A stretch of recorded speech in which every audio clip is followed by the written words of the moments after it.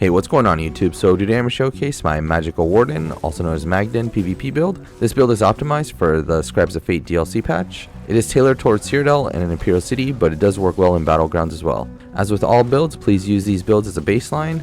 And with that being said, here we go. So starting off in the character sheet, I have 45 points in the Magicka and 19 points in the health. For the Mundus, we're going to be using Atronach Mundus. You can run something like Warrior for more spell or weapon damage, but I chose Atronach because in Battlegrounds the sustain was actually necessary. And for the race, we're actually a high elf, but you can actually be multiple different races. You just have to adjust your recoveries and whatnot accordingly.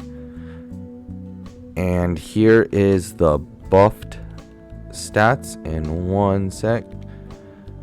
So this is our front bar and this is our back bar. For the food, we're going to be using smoked bear haunch. You can always use the cheaper version, Jewels of Misrule. And lastly, for the potions, we're just going to be using tri-stat potions because we don't need access to major sorcery or even major prophecy for that matter. For the CP, we're going to be running Master at Arms, Deadly Aim, Ironclad, and Duelist Rebuff. For the red CP, we have Sustained by Suffering, Pain's Refuge, Survival Instincts, and Celerity. So for the gear, we're running 5 pieces of Rallying Cry on the back bar and 5 pieces of Ice Furnace on our body, a Master's Ice Staff, 1 piece Magma, and Sea Serpent's Coil. So breaking it down, in the main hand we have a Master's Perfected Ice Staff. This is sharpened with a weapon damage enchant. So the good thing about this is it reduces the cost of your destructive touch by 10% and then increases your weapon and spell damage for 600 for 4 seconds after activating it, meaning every time we use destructive reach, our weapon and spell damage is going to go through the roof. And on the back bar, we're running Rallying Cry. So this is our defensive set. It has a pretty good 2 to 4 piece bonus, although you're only going to get the 2 and 3 piece on your front bar. But the 5 piece, while Battle Spirit is active, critically healing yourself or an ally causes you and up to 11 group members within 12 meters to gain 300 weapon and spell damage and 1650 crit resist for 20 seconds. And then each group member affected reduces the weapon and spell damage and crit resistance. Since we're mostly playing solo or in small groups, the negative portion of it really doesn't affect us much. But what this does, it allows us to run other traits instead of running Impen, because we're getting 1650 just from this set and the added 300 weapon and spell damage. For the 5 pieces on the body, or 3 pieces on the body with 2 piece jewelry, we're running Ice Furnace. So this is actually a really great set for Frost Magdens because of the 5 piece bonus. 2 to 4 piece isn't bad, but the 5 piece, when you deal frost damage, you deal an additional 927 flame damage to all enemies within 8 meters around the initial target. This effect can occur once every 1 second and scales off the height of your weapon or spell damage. So with all of the frost damage going about, this is constant pressure and it's constant AoE pressure as well. And we're running it on the body as well. So head, chest, and legs, all reinforced with tri-stat glyphs. And then for the 1 piece on the shoulders, we're running Magma Incarnate for the added recovery, Stam and Mag. This is well fitted with a tri-stat glyph. For the rest of the body, we have 3 pieces of Rallying Cry to match our 5 piece on the back bar, and 2 well fitted and 1 divines. And because Rallying is light armor, it's going to give us the light armor passive for like pen and better mag sustain.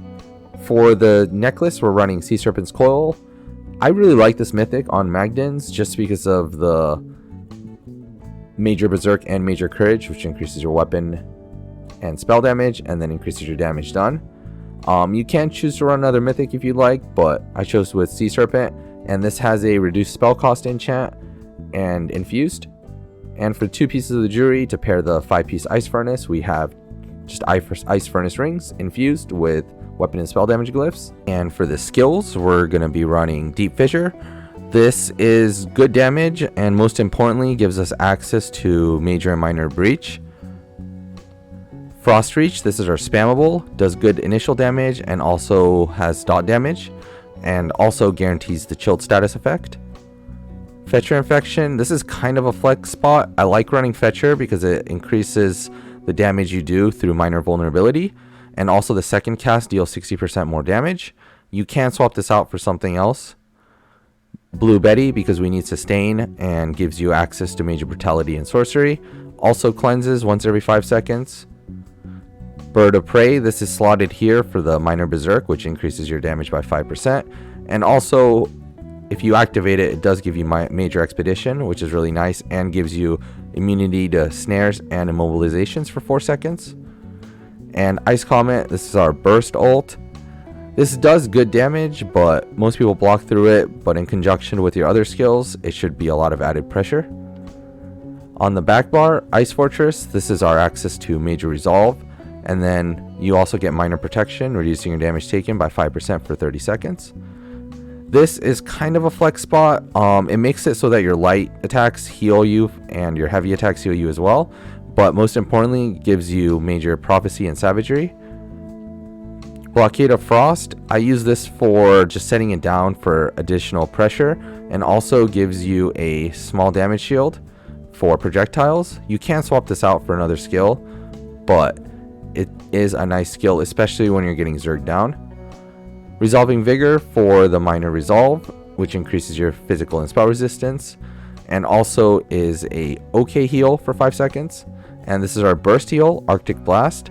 The good thing about this one is it actually does good damage and has a high chance to apply chilled, even though we are using our masters for the chilled status effect most of the time. And Permafrost, this is more of a defensive ult. It does have a good movement speed reduction, and you get major protection.